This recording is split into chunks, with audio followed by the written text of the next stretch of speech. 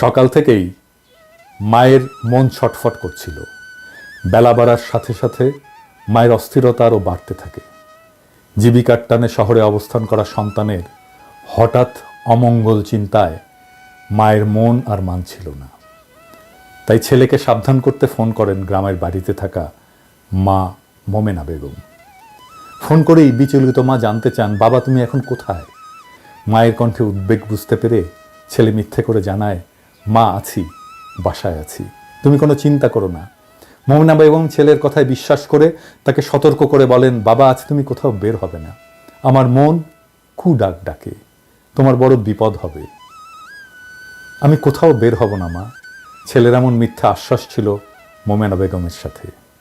তার নারী ছেঁড়া ধন, বুকের মানিক, জাকির হোসেনের শেষ কথা। ঠিক তখনই ফোনের অপর পাশে থাকা উদ্বিগ্ন মা গুলির শব্দ শুনতে পান।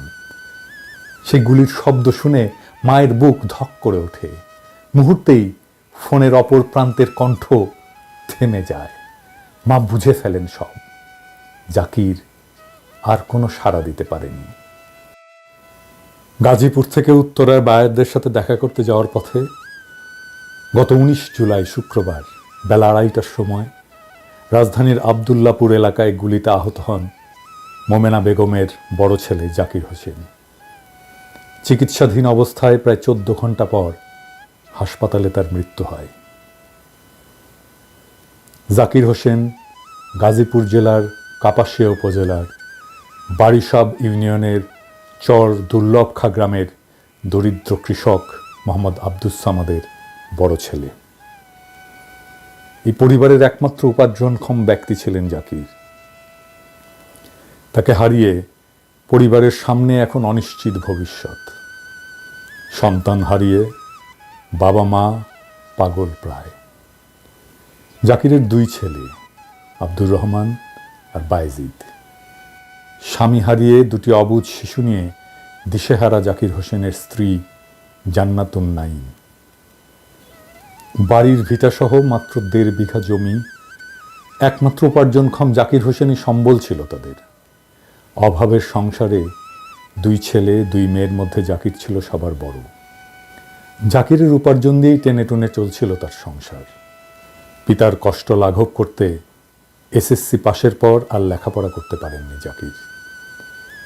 সংসারের বোঝা কাঁধে নিতে 2003 সালে গাজীপুর সদরের ভাওয়াল মির্জাপুর এলাকায় একটা তৈরি পোশাক কারখানায় শ্রমিক হিসেবে কাজ শুরু করেন। পরিশ্রম আর সততা দিয়ে জাকির কয়েক বছর আগে সহকারী প্রোডাকশন ম্যানেজার হিসেবে পদোন্নতি পান।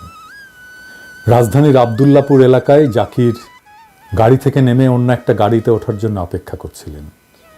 এমন সময় তার মায়ের ফোন আসে।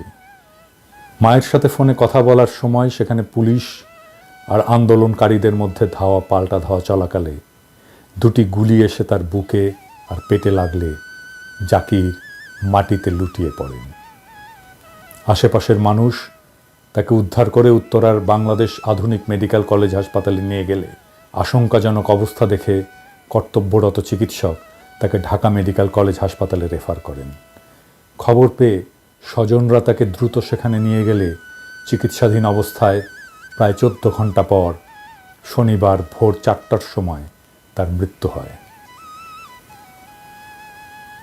অল্প বয়সেই স্বামীকে হারানোর দুর্ভাগ্যে দিশেহারা স্ত্রী জান্নাতুন নাইম। ছেলেদের নিয়ে কিভাবে সংসার চালাবেন, কিভাবে বাচ্চাদের বড় করে তুলবেন, ভবিষ্যৎ কি হবে, এসব চিন্তায় কোনো কুল কিনারা পাচ্ছেন না তিনিও।